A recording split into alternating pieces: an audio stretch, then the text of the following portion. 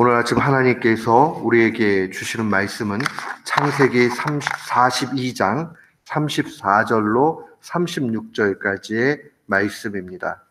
창세기 42장 34절로 36절 말씀.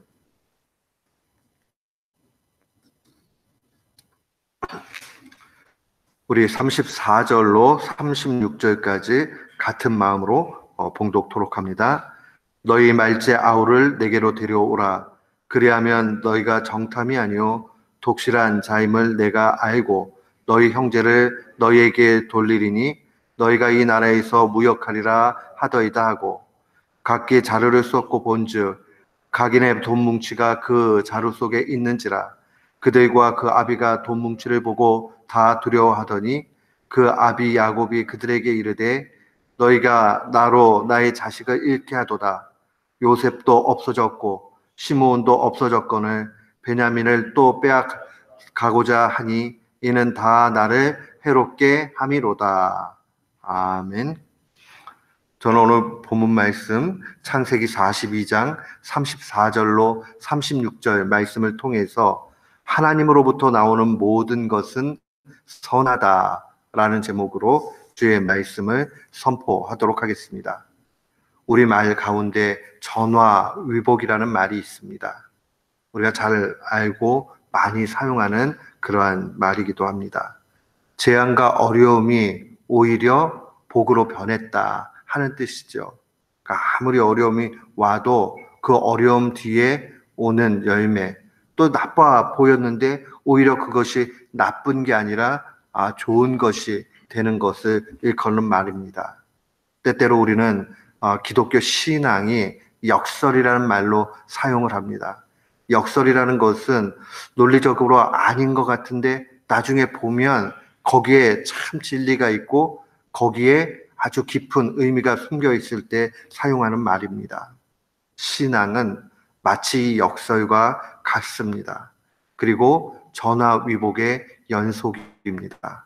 우리가 나빠 보이는 것 같고 어려웠고 하나님이 안 계신 것 같고 그렇게 해서 외로움을 느끼고 힘들 때 있지만은, 그러나 지나고 보면 여전히 하나님이 거기에 계셨고 함께 하셨고 붙잡아 주셨다는 것을 분명히 볼 수 있습니다.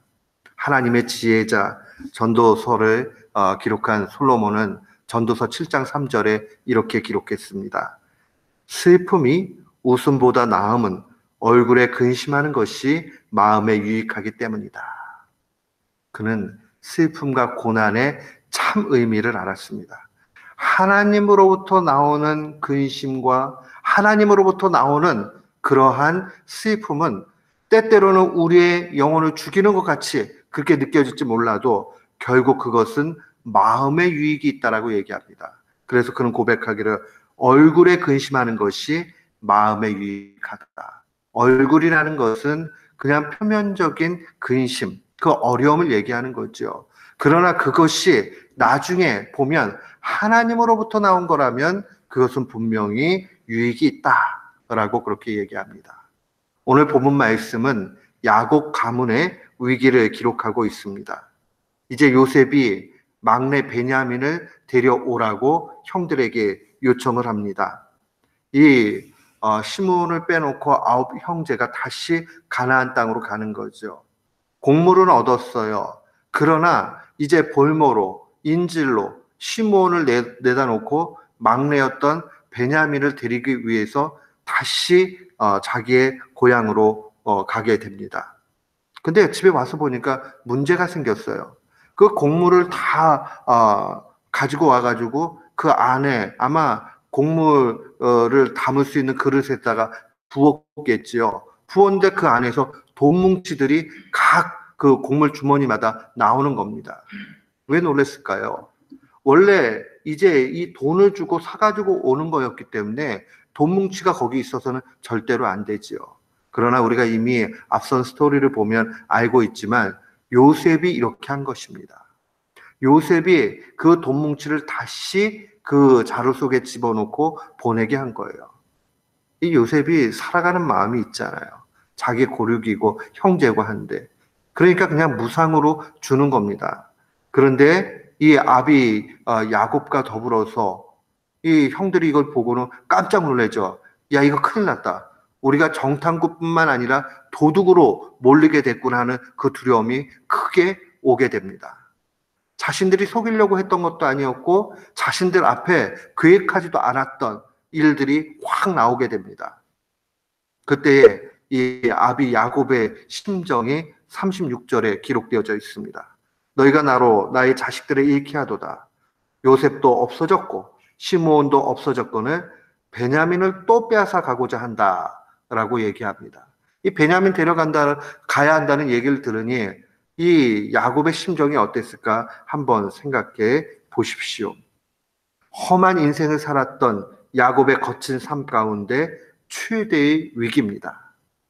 어쩌면 이 야곱이 수많은 거친 인생을 살아가는 데 있어서 이보다 더 첨악하고 어려운 상황들은 없을 것입니다. 그런데 이것은 하나님으로부터 나온 일이었습니다. 하나님이 요셉을 애굽 땅으로 보냈고 애굽 땅의 총리가 되게 하셨고 또한 다시 그 땅에 기근이 오게 되고 주변이 기근이 오게 되고 곡물을 사기 위해서 그들은 내려가야 됩니다. 하나님의 전체 큰 그림 안에서 당연히 이루어지는 겁니다. 그러니 이 고난도 하나님으로부터 나온 것입니다. 이건 피할 수 없는 일이잖아요. 야곱이 인생 가운데 실수도 하고 잘못도 하고 많이 그랬다고 하지만은 그러나 실제적으로 하나님께서는 이 아브라함과의 언약 가운데서 하늘의 별과 같이 또 바다의 수많은 모래알과 같이 그렇게 자손을 많게 하시겠다는 약속을 이루기 위해서는 당연히 이들이 가나안 땅에 있지만 나중에는 애굽까지 가야 되고 애굽에서 430년 지나고 나서 계수해 보면 장정만 60만 이상이 되는 것을 우리는 분명히 보게 됩니다. 실제로 나중에 이 야곱 일가가 가나안 땅을 떠나가지고 이집트로 갈 때 보면 72명, 그게 많은 인원이 아니죠. 그러나 하나님의 큰 계획 가운데서는 이 일들이 분명히 있어야 했습니다. 사랑하는 성도 여러분, 우리는 우리의 인생 가운데서 큰 그림을 다 볼 재간이 없습니다. 우리는 하나님의 그 지혜를 다 이해할 수 없습니다. 다만 우리가 알 수 있는 것은 하나님의 성품입니다. 그 하나님의 성품은 어떤 것입니까? 자녀에게 좋은 것을 주시는 하나님. 그래서 우리에게 어려움이 올 때 우리는 참 당혹스럽기도 해요. 어떨 때는요, 내가 더 열심히 기도하고 내가 하나님 앞에 더 잘 섬기고 하나님 앞에 더 겸비하고 근데 어려움이 올 때 있어요. 이러면 이건 뭐지? 답도 안 나오는데? 라고 생각될 수 있습니다. 그러나 그때마다 우리는 생각해 봐야 됩니다. 이것이 하나님으로부터 나온 것인가? 아니면 나의 잘못으로 나온 것인가? 하나님으로부터 나온 거라면 그것 하나님 앞에 묵묵히 견딜 수 있는 힘을 달라고 기도해야 됩니다. 만약 자신의 잘못이 생각나면 그 고난의 시간을 회개의 기회로 삼아야 됩니다. 사랑하는 성도 여러분, 오늘 이 고난은 본문 속에서 하나님이 주셨다는 것을 분명히 알게 됩니다. 혹자는 이러한 상황들을 일컬어서 고난은 변장된 축복이다라고 이야기했습니다. 변장된 축복. 참 큰 그림을 다 본 이후에야 이 말이 쉽지요. 그래 고난 가운데 있을 땐 보이지도 않고 힘들고 막막합니다. 그래도 우리는 하나 기억해야 됩니다. 하나님으로부터 나온 것, 하나님이 내게 주신 거라면 그것은 좋은 거다 하는 것을 분명히 알아야 됩니다. 하나님은 역설의 하나님입니다. 우리의 눈에 안 좋은 것 같이 보여도 나중에 보면 그것이 굉장히 좋은 일이 됩니다. 우리 한국 역사 가운데서도 이런 일들이 수없이 많이 있었습니다. 비근한 예로 우리가 IMF 터졌을 때에 외신들은 다 예상하기를 이제 한국은 더 이상 소망이 없다라고 그렇게 이야기했습니다. 저 높은 금리를 갚아낼 재간이 없을 거다라고 얘기했습니다. 그런데 하나님의 은혜 가운데서 그 고통 가운데 기업들이 이제 정신을 좀 차리고 그 다음에 구조조정을 하는 그런 과정들 속에서 체질이 그 이전보다 많이 바뀌어지고 좋아진 거 보게 됩니다.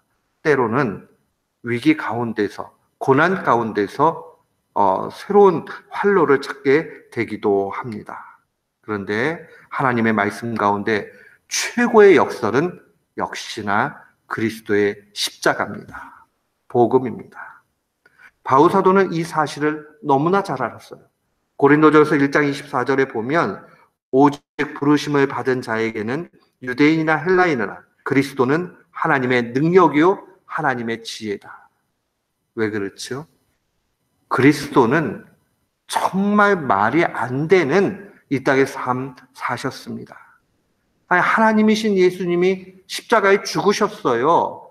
어떻게 하나님이 이 땅에 이 미천한 피조물로 오신 것도 참 말이 안 되는 얘기인데 오셔서 하나님이 죽습니까?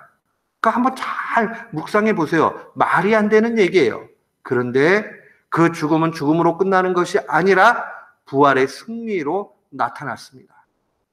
이 신비를 우리가 알게 된다면, 우리가 그 신비 가운데 살아간다면 결국 우리는 언제나 소망을 갖게 됩니다.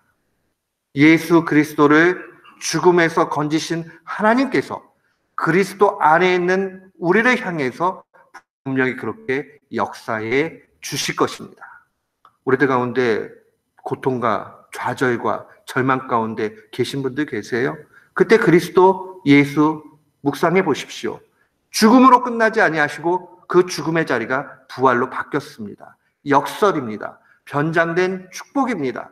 그러니 하나님께서 그리스도를 믿는 믿음 가운데 있는 모든 신자들, 그리스도 안에 있는 자들에게 산 소망을 주실 것입니다.